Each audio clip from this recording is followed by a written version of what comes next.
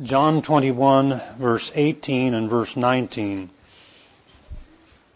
Truly, truly, I say to you, when you were younger, you used to gird yourself and walk wherever you wished. But when you grow old, so again, Peter must have been middle-aged, right? He wasn't young and he wasn't old. When you grow old, you will stretch out your hands, and someone else will gird you and bring you where you do not wish to go. That is, where you do not wish to go naturally. Before Peter was a Christian, when he was young, he went wherever he wanted. His own will, his own way, his own wish. Now as a Christian, he's going to be led. The Lord is prophesying he'll be led to where he doesn't naturally want to go. What's he talking about? Verse 19 gives us the answer. Now this he said, signifying by what kind of death he would glorify God. So the Lord was talking about telling Peter, you're going to die a violent death. It's going to be a violent departure for you.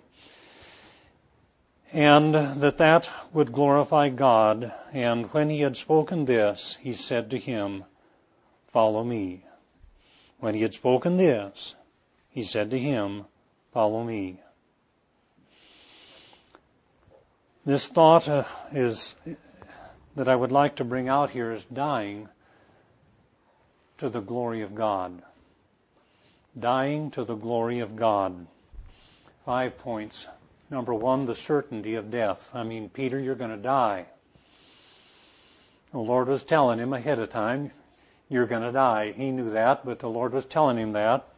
And so it is for us, each one of us here, unless the Lord comes first when we're still alive and are raptured out, we will die. We always think it's going to be somebody else that's going to die, but no, I will die. I will die. And we ought to be ever mindful of that. Mindful of death, mindful that our flesh is weak and that our days are few and that death is certain and judgment is righteous and eternity is long, and then this world is nothing but a dressing room in preparation for eternity. Prepare, prepare, prepare. And there is no preparation apart from being in union with Christ, but through Him we can prepare and we can die in a glorious way. So death is certain. Sin entered the human race, right? Romans 5:12, sin entered. An invasion, and sin entered the human race, and with it death also. And it says death spread to every man. Just like a disease, death spread to every man. It says in another place, speaks of the reign of sin and death. Is that your worldview? That this world is an evil world ruled by sin and ruled by death, as though they were two co-tyrants out there managing, ruling, reigning over this present world. So death is certain and death is spread. And I've said this before, I just think of it repeatedly. The farm where I grew up in northeast Iowa, I could go from that farm right on up that gravel road both ways, and I could name off, maybe 25 or 30 farmers that were friends of mine, friends of my father's, and now they are gone. Axel Rasmussen, gone. Harry Davis, gone. Floyd Thompson, gone. Ed Cordes, gone. Zeke Welch, gone. Baldy Pieper, gone. Merv Waring, gone. And on down the road I could go. They were there, but they're gone. They're gone. I knew them. I can see them in my mind. I can hear their laugh. These dear men, and their wives, but they are gone. Many cases, even their place is gone. And so death is certain. I heard on the news the other day about this fellow. He was 110 years old. They used to call him one of the strongest men in the world, and he was still at age 110. He was still strong, and he used to bend dimes. Now he could only bend quarters at 110. But he was crossing the road and a car hit him and he is gone. I was reading about this fella named Angus McCaskill. Spelled a little different than the politician, but he grew up in north of Scotland in the Hebrides. He died around 1900. His mother was a Campbell. Probably Duncan Campbell knew him. But they said he was one of the strongest men in the world. He grew to be about 8 foot tall. And his shoulders were almost 4 feet wide. and his chest was 80 inches in circumference. My hand, the breadth of I had to measure, my hand was a little over 4 inches wide. His hand was 8 inches wide. And they said he could throw a horse over a fence. They said he could pick up an anchor, like almost 1.5 tons, chest high. He could take 2 fingers and hold a 100-pound weight out like that for 10 minutes.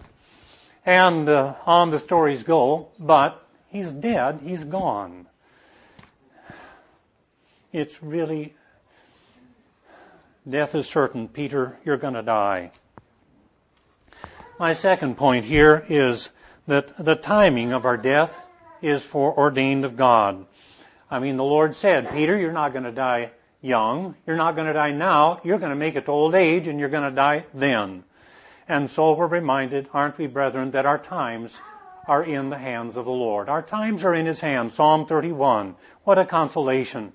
That there's no accidents, no perchance, but our times are in His hands. No, we don't want to presume and tempt the Lord, but our times are in His hands. And you know, Peter said up here in verse 17, Lord, you know all things. And indeed, this is coming out. Yes, the Lord knows even the time of our death. And Peter was imprisoned, you know. In Acts chapter 4, Acts chapter 12, he was in prison, but he could have been slain with the edge of the sword like James was, who was in prison too, but he didn't. He got out of there and went on to live longer and longer and until old age. And so sometimes the Lord tells us when we're going to die. You know, Peter knew, he said, the Lord has made it clear to me that the laying aside of this tabernacle is imminent. Also, Paul the apostle knew. He said, the time of my departure is at hand. Sometimes the Lord tells people that. He tells us ahead of time that you're soon going to die. And sometimes it comes out in prophecy, you know. God reveals it to another. For example, John Brown, who is one of the outstanding covenanters. He was just a farmer, but he was a godly man. Old Alexander Payton, the prophet of the covenanters, you know, he said he'd never seen anybody godly like John Brown. And old Payton, he married John and Isabel, and at their wedding he said, Isabel, you've got a good man here, but you better cherish him because you won't have him long. It will be a bloody thing. You better keep your sheets handy. And the prophecy came true. He was martyred for the cause, for the crown rights of King Jesus. And so again, the timing is foreordained by God. And listen, like the old Puritans said, we are invincible until our work is done. The Christian is invincible until his work is done. My third point here, and that is the kind of death is also foreordained of God. You know, the Lord prophesied what kind of a death, at least in part, what kind of a death that Peter would die. That was ordained of God too. I mean, maybe not the details, but most people take it that he was crucified, and history says he was crucified even upside down at his request. And so, you know, this he spoke, verse 19, signifying by what kind of death he would die. Would it be natural? Would it be violent? Would it be easy? Would it be suffering? Would it be sudden? Would it be slow? And for Peter, it was a violent death. Now here's John, you know, his good friend John the Apostle. There we find him in the end sitting out there in the Isle of Patmos, apparently a slow death, a natural death for him. We don't know for sure, I guess, but for Peter, it was not that way. He could have drowned when he was trying to walk on water. He could have been cut down by the edge of the sword, but they say he was crucified. He didn't die in jail or rot there, but rather he was crucified. And so let's think, you know, don't you sometimes think about it? How am I going to breathe my last? Where's the end going to be? How will it be? You know, think of the end, how it was for Samson. You know, I mean, he could have died in those battles. One time he fought them all off, 1,000 of them, with the jawbone of a donkey. They didn't get him. And so he had various conflicts, but here he ends up, pushing the pillars down, and in his final act, that was what killed him. And how about Elijah's end? He really didn't have an end, did he? How about Zechariah, whom they slew between the porch and the altar? How about Jonathan and David? You'd think David would have been, all the battles that he had, you would have thought that he would have been the one that was killed and battled violently, but no, he dies an easy death, and his good friend Jonathan is the one that's killed in the battlefield. Here's John Bunyan, he sat in those old damp prisons for like 12 years and didn't die, but he ends up dying, catching a cold, and that was the thing that brought him down. How about John Payton, the missionary to the South Seas? You would think, here he made it. He escaped all these cannibals and ends up dying in old age, an easy death. There was another man named Alan Gardner. He was a missionary. He went over to China, and then he went to South Africa, and then he finally goes to South America, crosses the Andes Mountains, ends up in Papua New Guinea, and then he makes another mission trip to the Falkland Islands, on the southeast coast of South Africa, and there he dies of starvation. How about Spencer Johnson? He was a tree trimmer, All of the trees that he climbed, all the trees that he was up in, and that cherry picker, and all of this dangerous work. And here, Spencer dies picking apples out of an apple tree. We just don't know, do we? One dear old man up in the town I grew up in, he was a pleasant man, lived a peaceful life, and they found him hanging like a scarecrow on the top of a steel post. He was out fixing fence, and there he died that way. And Avery Rogers, he was one of the first preachers down at the Bentley camp meetings. I remember hearing him a few times in the 70s, and lo and behold, he died making a U-turn going to a meeting when he was hit crossways by a semi. And so the Lord knows. That's all you can say. God knows. Lord, you know all things, verse 17. Fourth point. So first, the certainty of death. Second, the timing. Third, the kind of death. And fourth, the goal of our death. The goal of the death of the believer is what? The glory of God. This signifying what kind of death signifying by what kind of death he would glorify God. The glory of God. Don't you know, I'm reminding you of something you already know if you're a Christian, and that is the goal of our life is the glory of God. That's the chief end of man. We want our deeds to so shine before men that they may what? Glorify God. In whatever you do, in word or thought or deed, do all to the glory of God.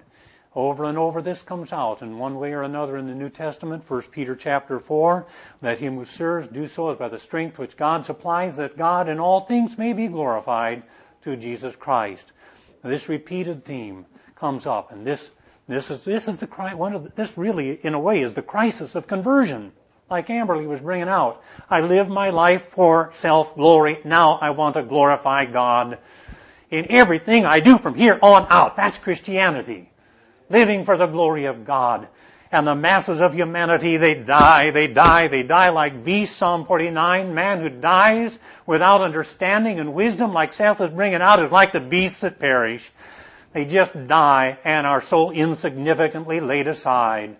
We had a dog when I was growing up, called him Tippy, of course, and I told him over and over, we tried to train him, don't chase the cars.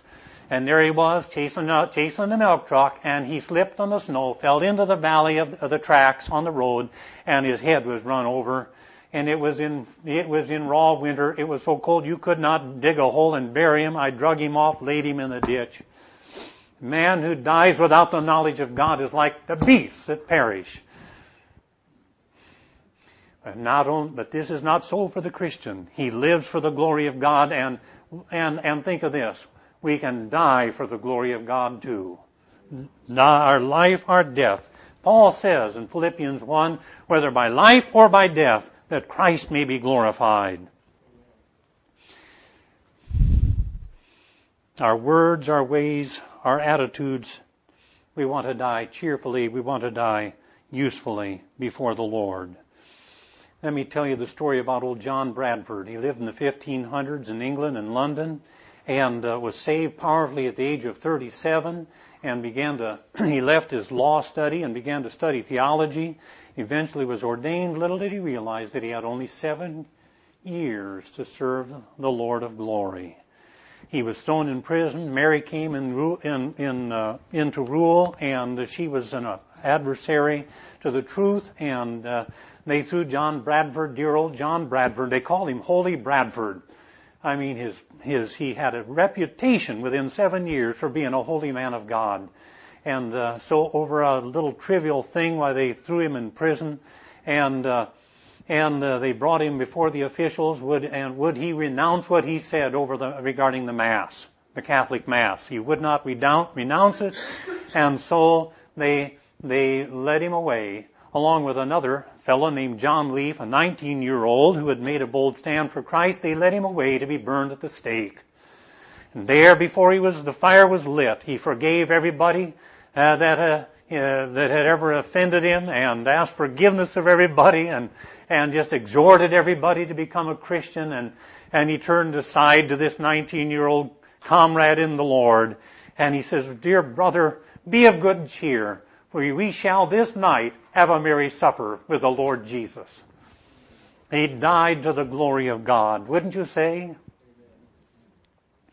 And let me tell you about Richard Cameron. In the 1600s, he was one of the Covenanters in Scotland.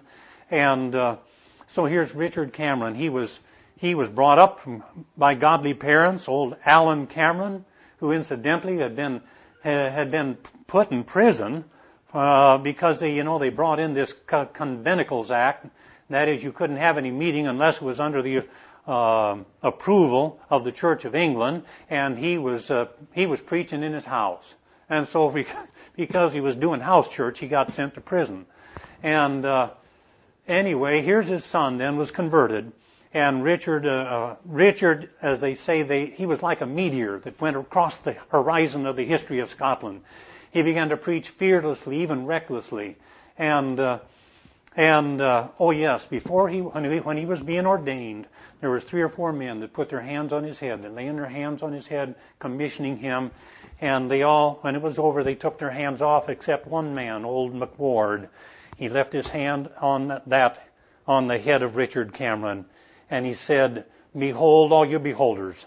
He said, "This man here is the head of a good servant of Jesus Christ, but he won't have long, and he won't keep it for the name of Christ." And that prophecy was fulfilled not many years later. They cut his head off and put it up above the old Netherbow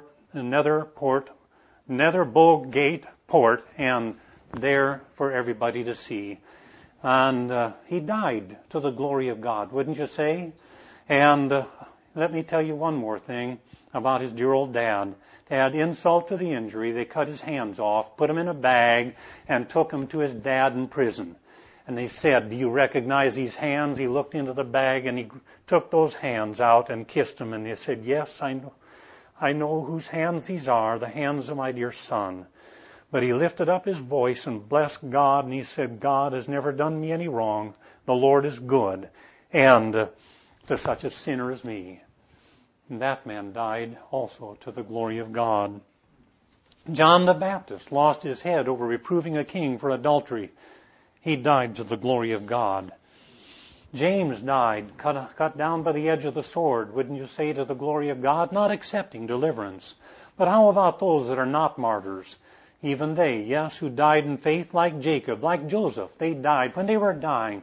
By faith they prophesied. Joseph made mention of the departing of the sons of Israel from Egypt and gave commandment concerning his bones. He says, "You're going out of here, and my bones are coming out of the grave too on the day of the Lord, and so you take care of my bones and get them out as well." And they died also to the glory of God. Elijah, Samson. What about Samson? I have to say he died to the glory of God too. I mean, in his last effort, he wanted to die for the Lord, and he gave his life for it. How about old Simeon? Lord, let your servant depart. I've seen your salvation.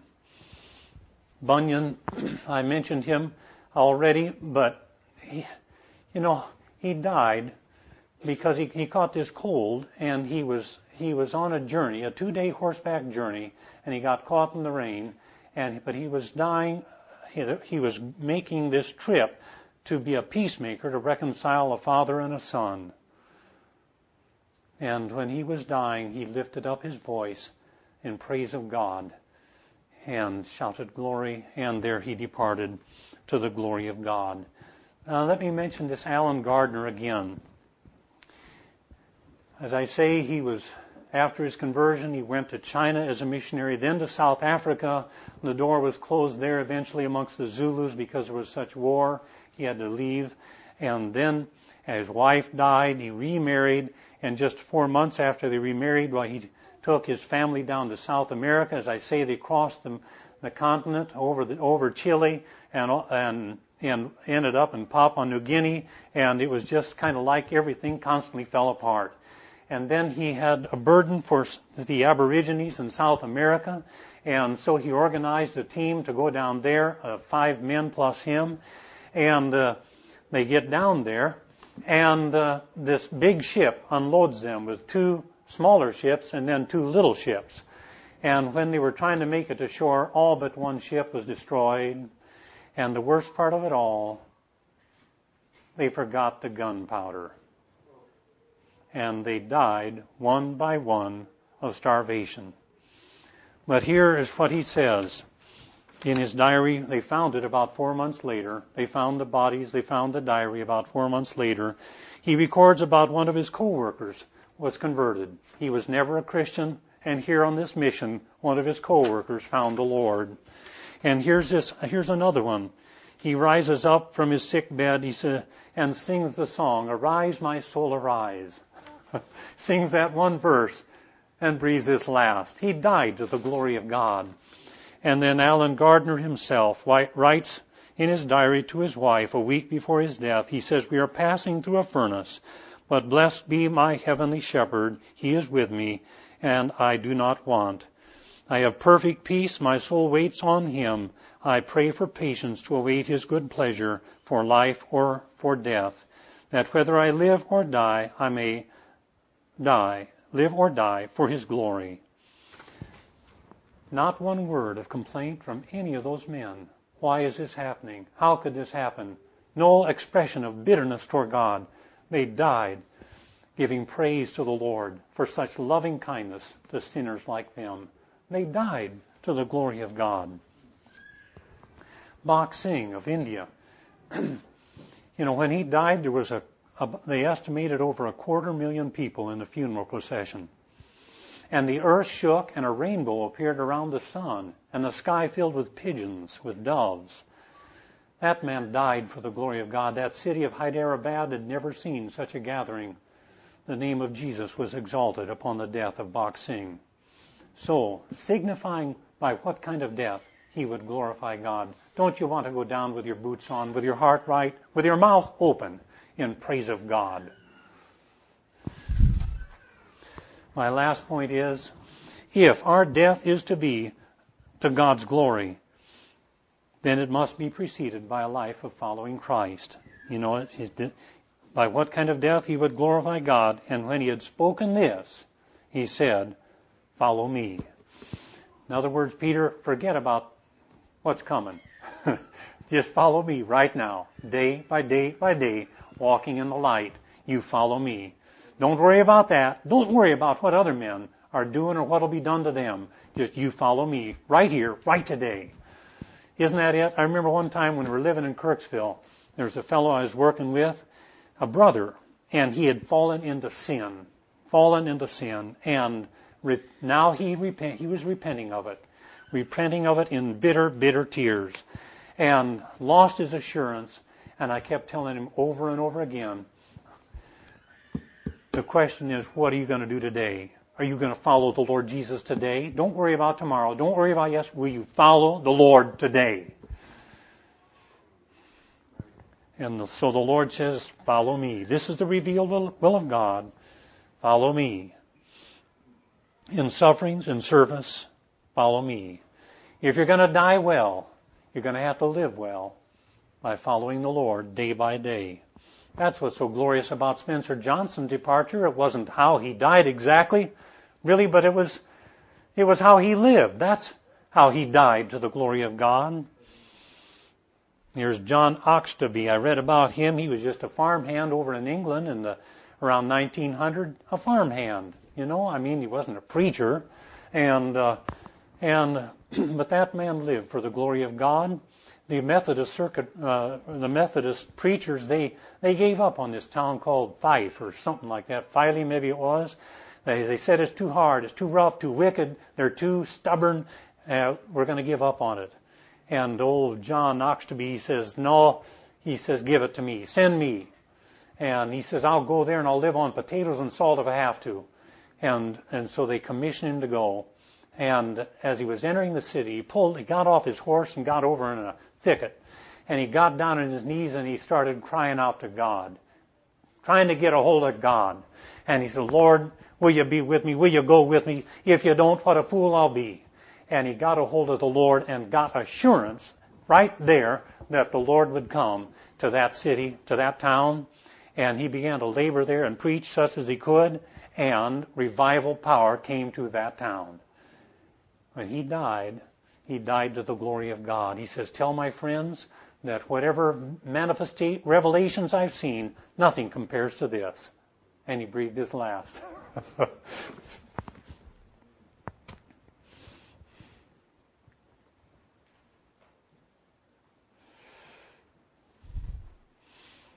Well, we ought to be prepared for changes, right?